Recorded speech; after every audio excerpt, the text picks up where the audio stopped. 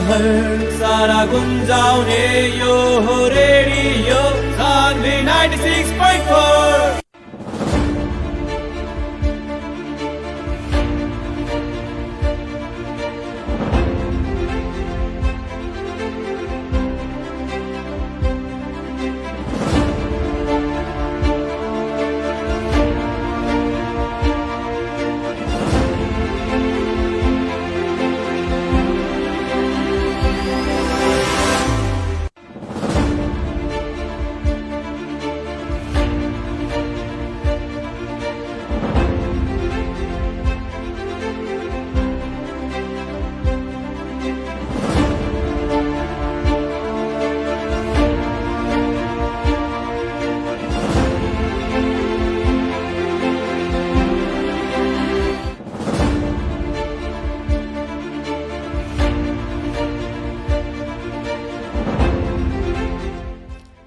नमस्कार आ हार्दिक स्वागत बा रेडियो सान्वी 96.4 मेगाहर्ट्ज के साप्ताहिक प्रस्तुति कार्यक्रम जन सरकार में। कार्यक्रम जन सरकार के साथ उपस्थित हो चुकल बानी हम कार्यक्रम प्रस्तोता मुकलेश गदी। सीधा बात, प्रश्न विचार, जनता के आवाज, जनता के अधिकार। कार्यक्रम जन सरकार हरेक शनिचर के संजिया 5 बजे के भोजपुरी समाचार के बाद 6 बजे तक अपने लमन सुनते आ रहल बानी। ई कार्यक्रम में खास करके हमनी के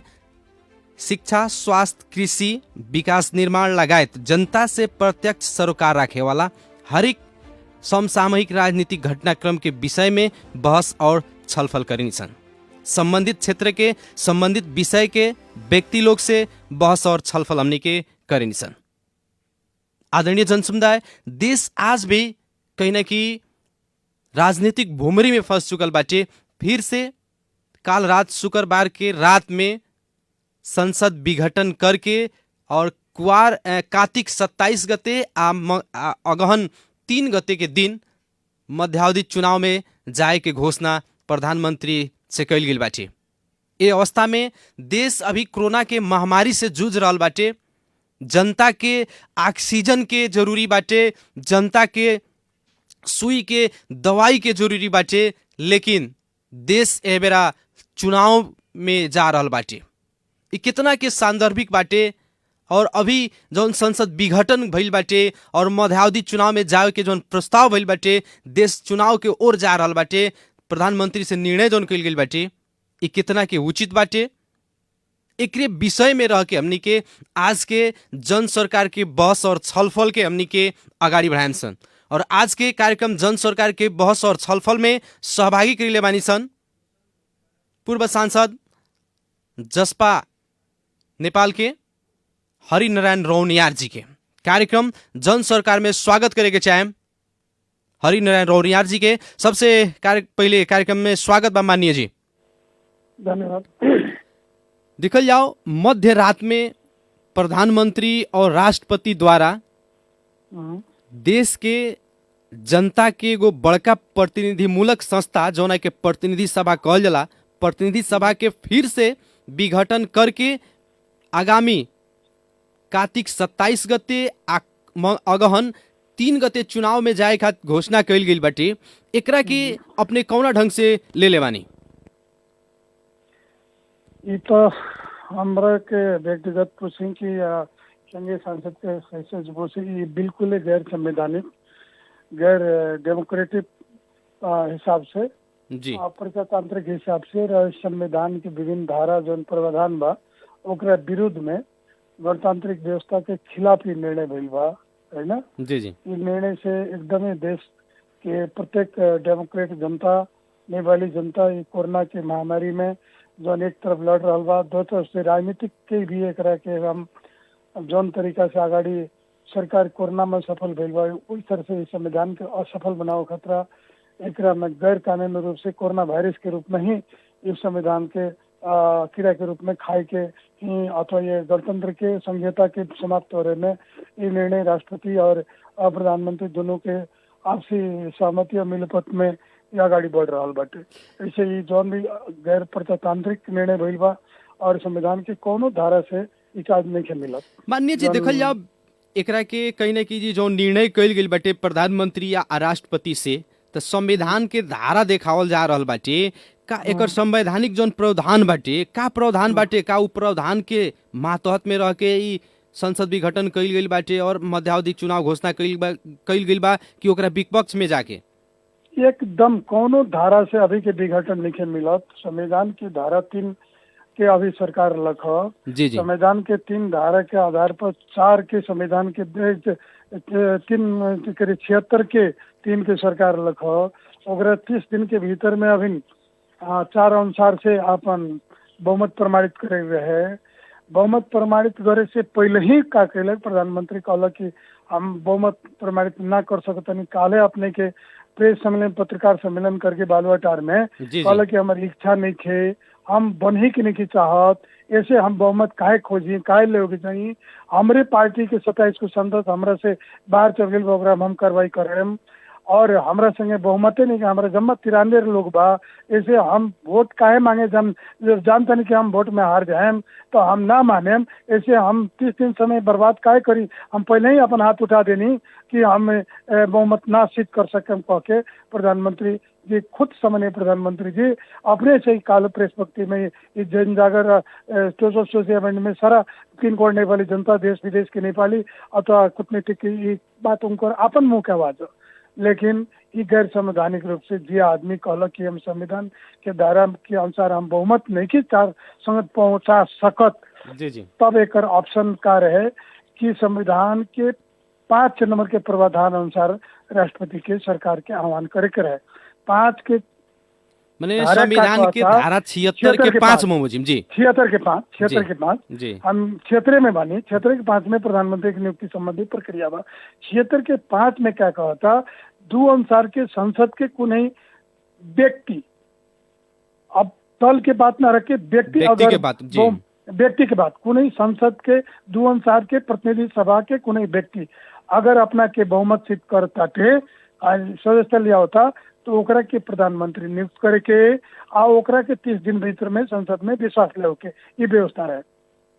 तो सबसे पहले प्रधानमंत्री के त्रुटि रुआ सुन रहा बनी मीडिया साथी लोग कि प्रधानमंत्री पहले जब स्वयं कहल कि हम हार मान लेनी हम ना अपने के हम सोच भाषा में कहे चाहते नहीं कि हम समर्थन नहीं पहुंचा सकल तो राजीनामा देख पड़ा जी राजीनामा दे के तब ओकरा बाद में जब खुद इनकार कर लेकिन हमारे लगे बहुमत नहीं के तो दोबारा बहुमत करके कोनो बातें न हो आई में दलगत भी बात नहीं के। मैं तो 2 अनुसार के 5वां ऑप्शन में गईला के बाद में अपने व्यक्ति बातें संसद भीतर के व्यक्ति बाहर के व्यक्ति ना यानी 271 संख्या के भीतर के कोनो सांसद अपने के बहुमत पहुंचा के जाता है तो ओकरा में पार्टी के रूप से ना जो भी पार्टी के हर एक लोग स्वतंत्र रूप से ओकरा के समर्थन जनावता तो वो प्रधानमंत्री नियुक्त करी राष्ट्रपति। लेकिन जी लेकिन प्रधानमंत्री 2 अनुसार जब वो अपने के अस्वीकार कर रहे तो राष्ट्रपति जी तो उनका तुरंत अपदस्थ करके है ना उनका से राजीनामा ले चाहिए राजीनामा लेके ओकरा बाद में उनका कार्यवाहक प्रधानमंत्री बना के अनि 5 अनुसार के डिमांड करे के चाहिए कि 5 अनुसार बनी के अब सरकार में के भाव तो प्रधानमंत्री उनका के न राजीनामा मांगली आ न वो देलन। प्रधानमंत्री रहते रहते राष्ट्रपति की एगो प्रधानमंत्री रहते दूसरे प्रधानमंत्री क्या राष्ट्रपति बना सकता रही अब या तुम राजीनामा देव पड़ा ना तुम हटा के तब दूसर के ना सूचना करे पड़ल। एगो कुर्सी में वो मीडिया चलावते नहीं तो कुर्सी खाली करवाला के बाद दूसर के वहाँ रखे पड़ा तो उप प्रधानमंत्री जी का कहली राष्ट्रपति जी यानी कि एगो प्रधानमंत्री के कहीं न कहीं सीट खाली ना करते हुए प्रधानमंत्री रखते हुए भी कहीं न कहीं दोसर प्रधानमंत्री के खातिर जो प्रक्रिया राष्ट्रपति से आह्वान कइल गई गलती उहमे से शुरू हो गई। गलती नहीं के पहलू जान के षड्यंत्र हो वहीं से गलती हो वो करेंगे इतना ही कहीं जबकि देश के सोशल मीडिया या तो सब लोग ये बात संविधान विज्ञ लोग कानून विज्ञ लोग ये बात बार बार सब चला रहा बा कि वहाँ प्रक्रिया गलत भेल। राष्ट्रपति जी के समय प्रधानमंत्री के राजीनामा देवे चाहिए राजीनामा दे के तत्कालीन उनका के प्रधानमंत्री रखे के चाहिए ओकरा बाद में संसद के व्यक्ति के बहुमत वहाँ पहुंचाई तो ओकरा के प्रधानमंत्री बनाओगे जो तो वहीं से ये षड्यंत्र शुरू हुई। अंततः जाके 5 अनुसार कुने व्यक्ति सर्वहारा देवपा के नेतृत्व में 149 जना सांसद की शनाख्त करके सही छाप करके 5 बजे भीतर में राष्ट्रपति के आह्वान अनुसार एक तरह से पेश भइल। उससे पहले प्रधानमंत्री जा कहलन झूठा विवरण देके कि संघीय संसद के दलगत रूप से हमारे 121 सांसद बा और जनता समाज पार्टी के 32 गो बा। जी जी जबकि जनता समाज पार्टी के कोनो सिग्नेचर वहाँ लिखे गई। यही दल के हमनी के पार्टी के एक पक्ष वहाँ दलगत रूप में अपन ठीक बा हमार समर्थन बा कह के चिट्ठी लिखी जानकारी करवाले बा। जी। लेकिन वो दलगत निर्णय भी प्रक्रिया जो निर्णय भइल बा वो गलत भइल बा, क्योंकि पार्टी के आत्मसंतुलित दल के कोनो बैठक नहीं के बैठक है ना। लेकिन प्रधानमंत्री तो 121 गो तत्कालीन एमाले के और 32 गो कहने की अपने लगन के जज्बा के मिला के 153 गो बहुमत सहित दावी कैले रहनी। वो झूठा विवरण बा, झूठा विवरण बा कि दलगत रूप से जब जनता समाजवादी पार्टी के जो विधान बा तो संसदीय दल के कोनो निर्णय बा तो कार्यकारिणी समिति से अनुमोदन कैले के बाद में वैधानिक हुई और वैधानिक करके जाए, जबकि संसदीय दल के कोनो बैठक नहीं के बैठल और वैधानिकता के हिसाब से कहीं अगाड़ी वो बातें नहीं के बढ़ल है ना। लेकिन उस चीज के एगो विवरण देखा के और खुद प्रधानमंत्री जी 2 घंटा अगाड़ी प्रेस इंटरव्यू कहता रहे कि हमारे लगे 93 संसद बा 121 गो में 27 गो में हमारे लगे हट गई बा लोग। अब वो लोग के फिर ही कहता हम संसदीय दल के वो लोग हमारे हो, जबकि वो खुद आदमी 27 आदमी उन्हें शेरवाद देवपा के नेतृत्व में सरकार बनाओ खतरा सिग्नेचर सही कहा दिलबल। ये दोनों के कंट्रोवर्सी के अंतर्गत दोनों लोग गई वहाँ छलफल गई। अंततः रात में कैबिनेट के मंत्रिमंडल के संविधान के कोनो धारा से कोनो नियम से ना मिलके बाई फोर्सली जबरदस्ती राष्ट्रपति जी के मिलोमत में ये संसद के गैर कानूनी रूप से भंग करके जनता के सार्वभौमिक संविधान बा तो के गलत रूप से व्याख्या करके पुनः संसद के भंग करके जन चुनाव के घोषणा भइल बा वो एकदम चुनाव के घोषणा जन भइल बा। हम ठोकुआ साथ कहते नहीं अपने के कि वो कार्तिक 26 रे मंगसिर 3 गते चुनाव ना हुई, ये षड्यंत्र के खेल शुरू भइल बा। ये खेल करके आप तुरंत ओकरा के एगो मतलब कि ये संविधान के मासे के खेल हो रहा बा। ये चीज हमनी के मधेश आंदोलन में हमनी को उठौले नहीं सर कि इस संविधान त्रुटिपूर्ण बा, इस संविधान में क्लियर नहीं खे। तो बहुत सारी ऐसा चीज जोन विथ होल जोन कहल जाला जोन एक भूल छोड़ल गइल बा, हमनी के रात में लोग भूल छोड़ले बा, वो जोन भूल छोड़ल गइल बा वो भूल के ये दिन सब खतरा खेलाओ खतरा ये जे खेलाओ हम निकले जान जेने मन करी जेने व्याख्या कर ले है ना। ऐसे ही संविधान त्रुटिपूर्ण बा कह के हमनी के शुरू से ही आंदोलन कोई बनी सन। लेकिन जौने बात तौने में सगरीपाई करके ला हमनी की कमजोरी के रह के सुधार करम सा। लेकिन कोनो संविधान संशोधन के संबंधी प्रक्रिया ना लिया के जब चेंगे मन कैलक उन्हें व्याख्या करके अभी राष्ट्रपति से अध्यादेश देके अन्य हर एक तरह से इस संविधान के सरकार को चल रहा बाटे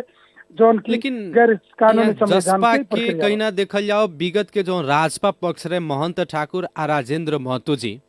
जाके अभी केपी शर्मा ओली के गुट में जाके वहाँ लोग शामिल हो गई बानी। का कारण है कहीं जसपा में तो फूट के कहीं ना कि संघार में तो नहीं के पहुंच चुकल। अब पार्टी फूटे के संघार में तो नहीं थे, लेकिन कुछ दिन पहले पार्टी में के कुछ पक्ष दल के सांसद लोग के भइल की हमनी के मांग पूरा हो जाए तो हमनी के सरकार में के समर्थन करें सन। कुछ पक्ष हो गए ना ये संविधान प्रतिगामी सरकार वगैरह की मदद ना करें सन। अंत में पार्टी के फूट ना हो के खतरा हर एक सांसद के इंडिपेंडेंट स्वतंत्र रूप से छोड़ दल गई। ठीक है, तो उनमें से और लोग जैसे उपेंद्र जी के गुट के सांसद लोग संसद में 27 गते प्रतिपक्ष में करे वोटिंग डलक और हमने के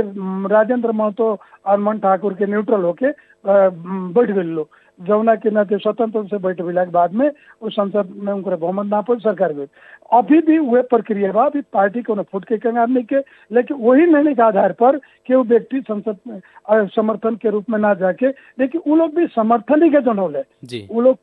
वो लोग हमारे डिमांड पूरा हो जाए कह के एगो दलगत निर्णय के बात कैले बाटे है ना। ये हिसाब से वो लोग गई बा। लेकिन रह की केपी ओली कोनो उससे लिखितम बात ना कहे जौन उनकर लोगे ना हो वो 32 गो आदमी के जौन के उनका विपक्ष में 13 गो 14 गो वोट पर वो लोग भी हमारे वोट कह के जो कि प्रूफ कर दिले 27 गते वो लोग भी हमारे 32 को समर्थन में कह के अपना देखा के झूठ के खेल करके और ये अपन के संसद के विघटन करके आई सब राष्ट्रपति के मिलोमत में हरदम गलत प्रक्रिया होता है। जो ये संविधान संशोधन नागरिकता के बाद अभी एगो 5 सदस्यीय कार्य दल गठन भइल बा और एगो भइल बा कि हमने के जन्मसिद्ध नागरिकता के नाम से जी उस सब नाटक है। नाटक का लगे जब परमानेंट अध्यादेश के का होला इमरजेंसी पीरियड में होला कोनो चीज जैसे अभी कोरोना 22 बा, कोनो संविधान की धारा अगर बाधक बा जो न सके देश के महामारी से बचाव खतरा धारा के गौण कल जा सकता है या रोकल जा सकता है, वो खतरा अध्यादेश पे। लेकिन ये तो बात में अध्यादेश जब दू ये कति होली चुनाव के बेरा इना इंडियन हो एक नागरिकता न दे कुनै हालत में देश विखंडन हुन्छ, भाषण को वीडियो टेक सारा लोग दिखे रहल बा के। आज सरकार के अंतिम घड़ी में आके संविधान संशोधन, ये तो मधेसी के मूर्ख बनाने वाला बात होता है ना। अब राष्ट्रपति से अध्यादेश आई कि वो आदमी कोर्ट में मोटा डाल दी, बिहान अंतरिम हो जाए, वो अपने झाकरी अपने डाइन अपने गुरु हमने के देहात में कह जाला ना है ना, अपने बक्सी अपने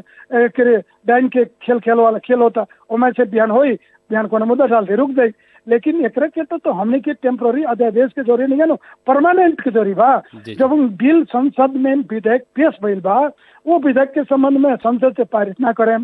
सरकार में बहुमत में द्वितीय तो ना करें, आइए हमारा मधेसी जनता के मूर्ख बनाओ तो वो नागरिकता के विधेयक ले बनी जौन विधेयक लियावल गइल बाटे। और खास करके कहीं ना कहीं महंत ठाकुर जी के राजेंद्र महतो जी के जौन लॉलीपॉप देखावल गइल बाटे, उ कहीं ना कहीं हमनी के मधेसी जनता के खातिर घातक बाटे। घातक नहीं, मधेसी जनता के अभिन उनकरे के लला फक्का के है ना, मधेसी के टुकड़ा टुकड़ा करे के ये अभी सरकार के षड्यंत्र हो। अभी केपी ओली सरकार के षड्यंत्र की मधेश के टुकड़ा टुकड़ा पारनी, मधेश के पहले दबावे खतरा विभिन्न चरण में मधेश के केहू भी अगर सीनियर बुद्धिजीवी पूंजीपति अगर राजनीतिक में ऊपर उड़ल, राजनीतिक में ज्यादा तो ओकरा पर झुट्टा जलसाजी मुद्दा लगा के ओकरा के रोकल गई। ऐसा उदाहरण के स्वरूप अनेक नेता बा, अपने के संजय टकला बा, आफ्ताब आलम बाटे, विजय कचदार बा, अरिना रोनियार बाड़न, भगवान गुप्ता बाड़न, चौधरी रेशम चौधरी बा, एक उदाहरण बा। लेकिन जब मधेश के लोग जब अपना अधिकार के लड़ाई भरी तो ओकरा के रास्ता से डाइवर्ट करके हटा के अपन स्वार्थ पूरा करके ये अभी के सरकार के षड्यंत्र बा। अरे सबसे पहले तो केपी ओली जो संहिता के नाते करते रहे, ये शुरू से संहिता के विरोधी हुआ जी। संहिता चौबे न करी, इंदिरा संहिता चौबे न करी, लेकिन के गर्ने बाध्यता मान्नु पर्ने कह अपना मुंह से करे अभिव्यक्ति बात, ठीक बा। लेकिन आज वो नागरिकता के आज संसद पार्लियामेंट खारिज करके हम कहते रहे जन्म नागरिकता दे, इससे मधेसी जनता नहीं क्या बुझ अध्यादेश आज अध्यादेश जारी भई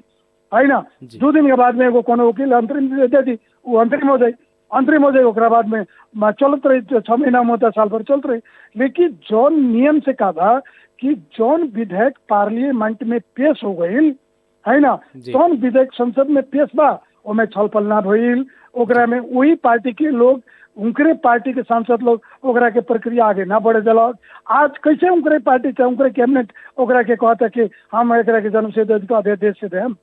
वो गैर कानूनी रूप से ओकरा के लेके जा रहा बा, वो कभी भी अदालत ओकरा के रोक सकता, केहू भी वकील ओकरा के बहस के रोकवा सकता। ऐसा इस चीज के प्रक्रिया बाटे, वो प्रक्रिया से ये एगो नाटकी ढंग से नौटंकी के संज्ञा देतनी हम, ये नौटंकी मात्र हो, एक पूर्ण रूप से विचारना ये मधेश के तूड़े वाला एगो के लॉलीपॉपी अपने के भाषा में हो जी।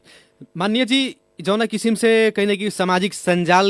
के माध्यम से जौन प्रचार प्रसार हो रहा बाटे कि तत्कालीन अभी के जौन प्रधानमंत्री केपी शर्मा ओली बानी मधेश के जनता के जौन नागरिक विधेयक रहल ओकरा के अगाडि बढ़ा रहल बानी, और साथे साथ अब मतारी के नाम से भी कहीं ना कहीं वंशज नागरिकता देहल जाई कह के जौन प्रचार हो रहल बाटे, ऐसे मधेसी जनता के डाइवर्ट कइल जा रहल बा। डाइवर्ट ऊपरमेंट चीज नहीं है, वो सॉल्यूशन ना हो, वो सिर्फ एक टेम्पररी नौटंकी है जी। और देखल जाओ अपने कहनी कि जे जौन अभी के खास करके 5 गो दल के जौन गठबंधन लख प्रधानमंत्री और राष्ट्रपति के पछिलका कदम के विरोध में नेपाली कांग्रेस, माओवादी केंद्र, एमाले माधव नेपाल समूह, जसपा और वैसे ही जौन जनमोर्चा बाटी 5 गो दल के आज बैठक भी भई रख पछिलका राष्ट्रपति या प्रधानमंत्री के कदम के विरोध में। वो बैठक से का निर्णय और वो लोग का निष्कर्ष निकल रख, अब आवेला दिन में गठबंधन के का कदम रही? अब वो निर्णय के संबंध में कोरोना वायरस के चल के वो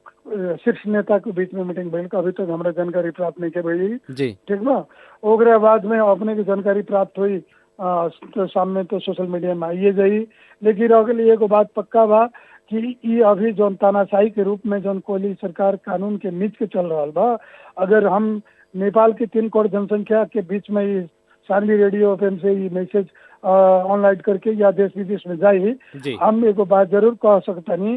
कि दुनिया में ना भइल तनाशाह जंगे कैले बा वो टाइप से भी ज्यादा एक स्टेप बढ़ल तनाशाह लोग से संविधान के बीच के प्रधानमंत्री जोन कहीं आज तक सुनले बानी कि जोन भी संविधान के धारा बा वो सब धारा के प्रधानमंत्री एक एक व्यक्ति हुई।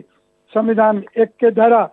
बहुमत दल के नेता प्रधानमंत्री केपी ओली, दूसर धारा 2 या 2 मिलके प्रधानमंत्री केपी ओली, तीसर धारा के व्यक्ति का प्रधानमंत्री केपी ओली, अब तो 5 धारा में प्रधानमंत्री केपी ओली। इस सारा धारा केपी ओली खतरा बनल बा,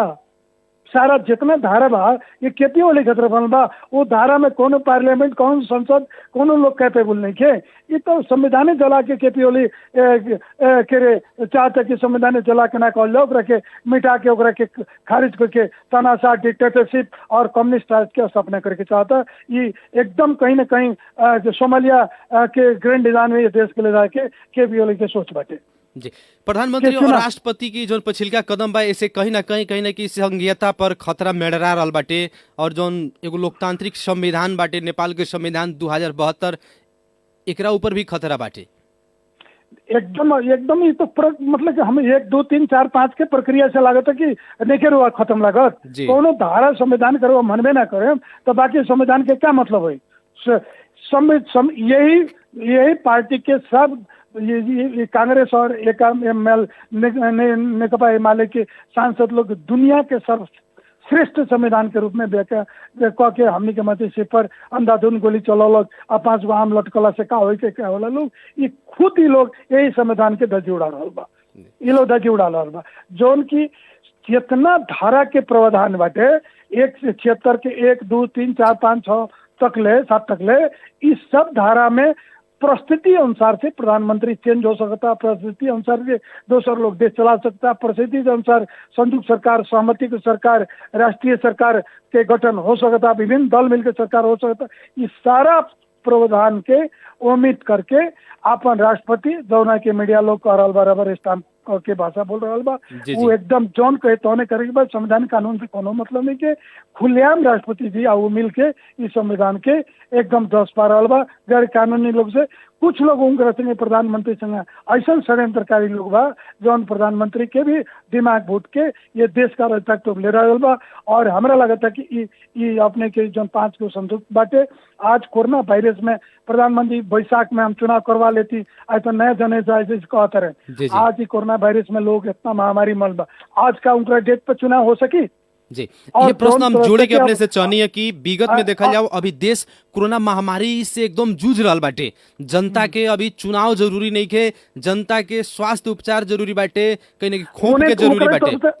ऑक्सीजन के जरूरी बाटे, लेकिन सरकार के ध्यान नहीं के जाते तो ध्यान नहीं के। जनता मरो काठमांडू राजनीतिक में आज काठमांडू में हमने कहला 1.5 महीना दिन से घर में हमने के बंद बानी छ। यहाँ टोल टोल में आदमी मर रहा बा, टोल टोल में कहीं ऑक्सीजन नहीं के कहीं कुछ नहीं के, एकदम अस्पताल हाथ उठोल बा, स्वास्थ्य मंत्री हाथ उठा दिल बड़े को करे। ये वैक्सीन में सुनने कहीं 33 करोड़ के बालवाटार के नजदीक के व्यापारी लोग कमीशन मांगता, ये सारा मीडिया में चल बा। और ये केपी ओली सरकार के जितना भ्रष्टाचारी में रहे एक छोट आदमी के कोनो भ्रष्टाचारी में ना कोई लग तो के हुई, लेकिन कांडे पर कांडे 3 वर्ष में जन उठल बा वो सर बीतते बा में हमने के ज्यादा बोले की बात नहीं के, जनता की समझाव की बात नहीं के। मानिए जी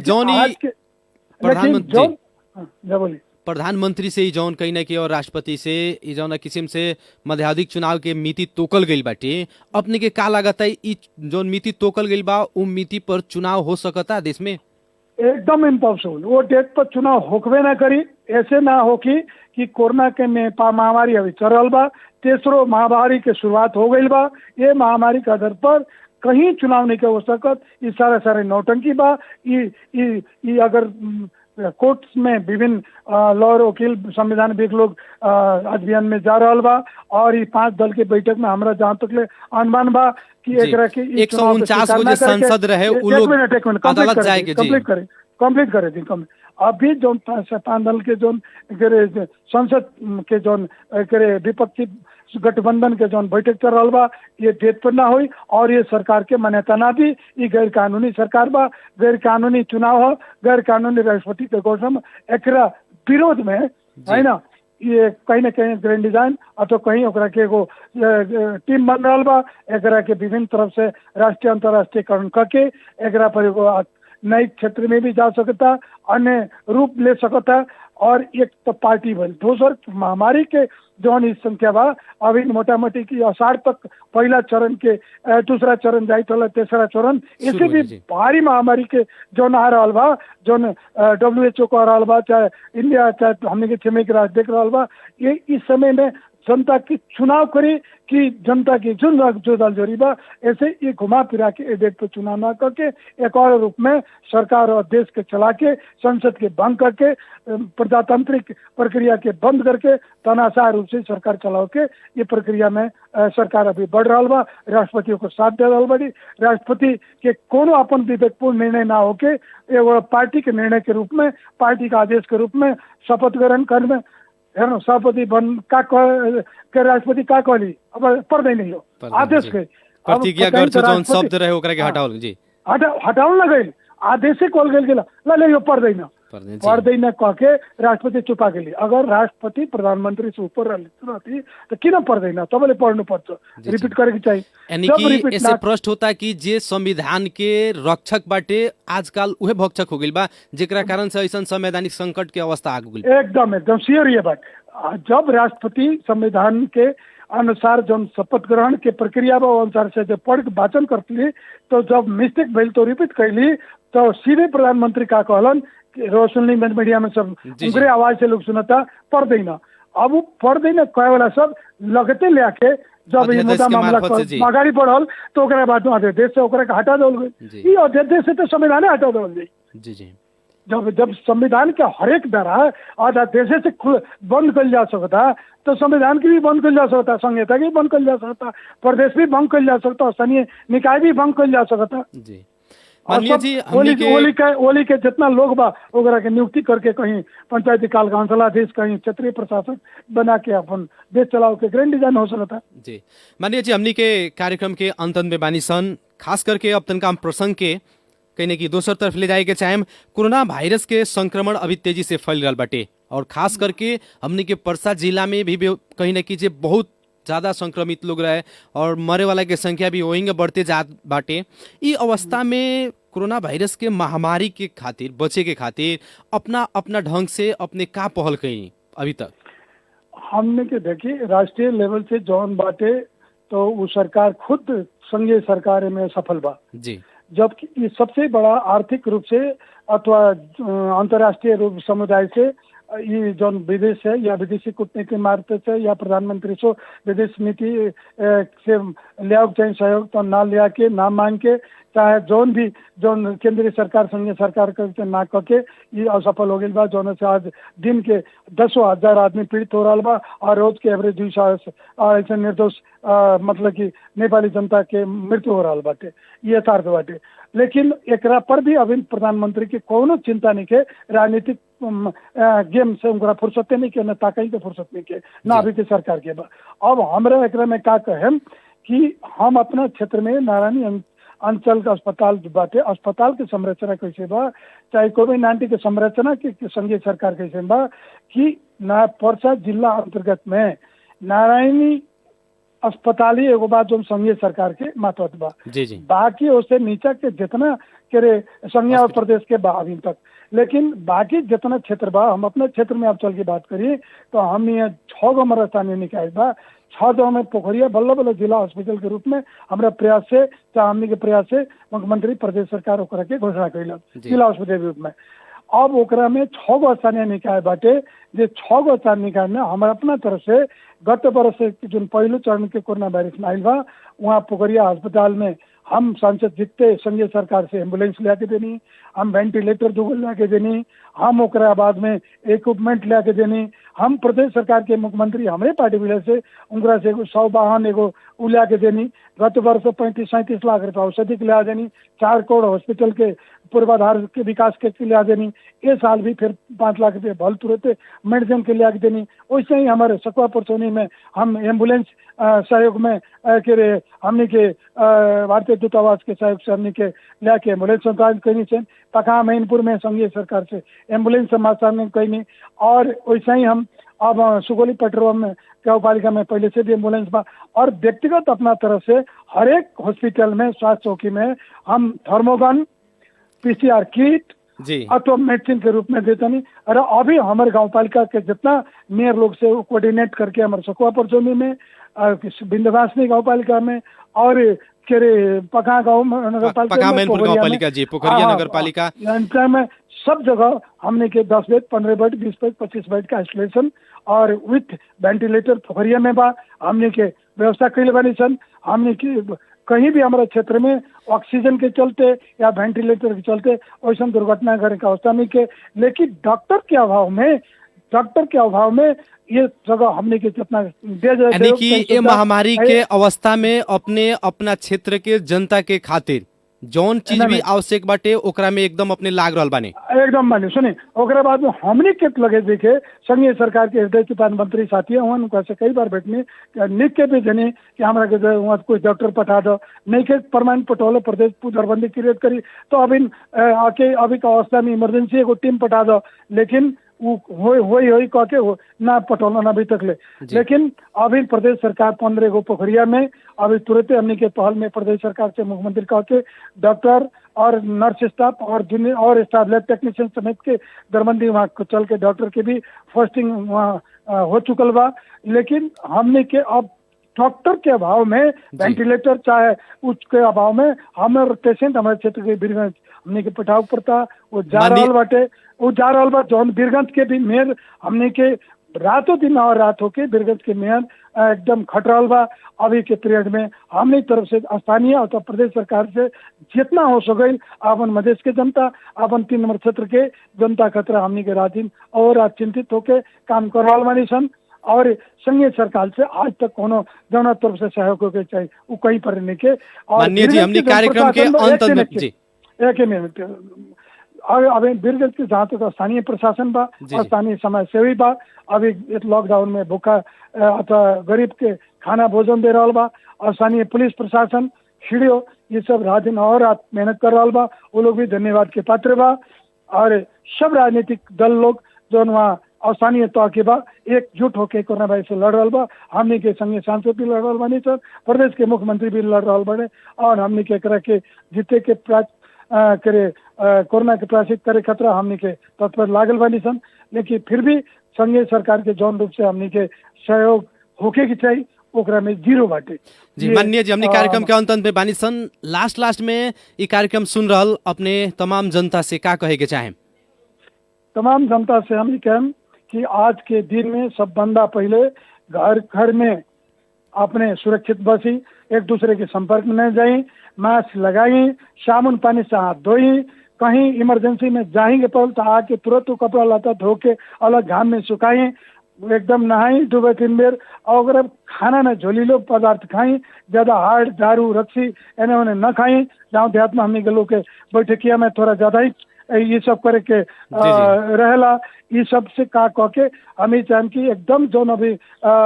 हेल्थ सेक्टर जो एगो मापदंड कायम कैले बा, सुरक्षित कैले बा, सैनिटाइज, मास्क, दूरी, साबुन से हाथ पैर धोए के और अपना घर में लॉकडाउन पीरियड में रह के गाँव घर में भी कोनो मीटिंग सभा शादी ब्याह भोज सेमिनार न करी, वैसे ही करें के बा तो दूल्हा दुल्ही साथ में जाके जौन मापदंड बा ओकरा के पालना करी जौन जिला प्रशासन कार्यालय से जारी भइल बा। और जेकरा एकरा में कोनो सांस्कृतिक कार्यक्रम कोनो बैंड बाजा नाच बाजा ही ना करके कोनो मीटिंग सभा ना करके हमने के खुद 1.5 महीना दिन से संपूर्ण कार्यक्रम हम सांसद के हिस्से से जबकि महीना में 5 को 7 को हमारा क्षेत्र में भी भेंटघाट कार्यक्रम लगा हम बंद कर दिल बनी। हम अपना प्रदेश सभा सदस्य लोग से भी ये कम ना करे कहल बनी और जो के जिला लोग से भी हमने का अनुरोध बा, गाँव पालिका लोग अनुरोध बा, ऐसे सभा सब होता तो स्थानीय पुलिस प्रशासन हो के स्थानीय सरकार गाँव पालिका हो के नगर पालिका हो एक पर रोक लगाओ और कड़ाई के साथ जाओ। और ये महामारी के अंतर्गत जोन गाँव में जोन कुछ भ्रष्ट व्यापारी बा जोन सामान के मूल्य वृद्धि लेके एगो महामारी के फायदा लुटे चाहता ओकरा ऊपर प्रशासन और स्थानीय कड़ाई के साथ निगरानी रख के वैसे गलत व्यापारी के कानून के दायरा में लाके कड़ा कार्रवाई करो और ओकरा में हम साथ रही। ये कहते हुए आज के जनता के बीच में हमारे एकदम विनम्र अनुरोध बा, हार्दिक अनुरोध बा कि जान रही तो सब कुछ रही, जाने ना तो जहान कहाँ से। जी, तो जान धन्यवाद। रही तो राजनीति को जाई, जान रही तो हमने के जी, बिहान संविधान चाहिए। माननीय जान जी, रही हमनी तो के कार्यक्रम के संपत्ति एकदम चाहिए। अंत में आगे बनी सन। कार्यक्रम से अब अपने से हमनी के छूटे के पड़ी, आवेला दिन में भी फिर से अपने से हमनी के संपर्क में आयम सन और अपने के बात और विचार की राखल जी। फिलहाल अपने समय दिन एकरा ला अपने के ढेर सारा धन्यवाद देते हुए कार्यक्रम से विदा चाहत बानी। नमस्कार। धन्यवाद रेडियो शांति की संपूर्ण यूनिट के हमारे तरफ से धन्यवाद। धन्यवाद। आदरणीय जन समुदाय, कार्यक्रम जन सरकार के आज के बहस के अंत में बानी सन। कार्यक्रम सुन के साथ देनी एकरा अपने के ढेर सारा धन्यवाद देवे के चाहेम और आज के कार्यक्रम में अपन समय देनी है एकरा खातिर हमनी के प्रतिनिधि सभा सदस्य, पूर्व प्रतिनिधि सभा सदस्य माननीय हरिनारायण रौनियार जी के भी ढेर सारा धन्यवाद देते हुए टेक्निकली सपोर्ट के खातिर प्राविधिक मित्र सानू जी के भी बहुत बहुत धन्यवाद देते हुए कार्यक्रम प्रस्तुता हम मुकेश गदी आज के खातिर विदा चाहत बानी। प्रणाम, अपने के जय हो।